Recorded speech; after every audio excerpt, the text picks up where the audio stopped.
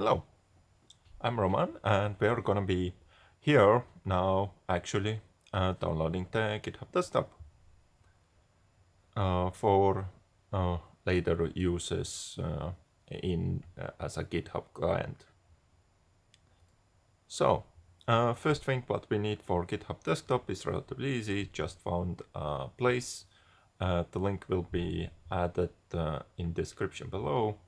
So we simply click it and wait till it downloads. It's usually quick depending on your internet speed. And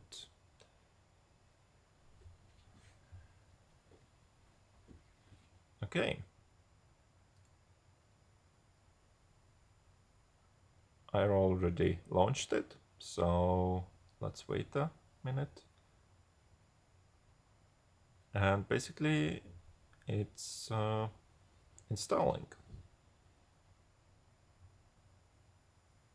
Specifically, we are currently installing for the Windows, and as you can see, the full project is already has been actually installed, and it will appear for you different because I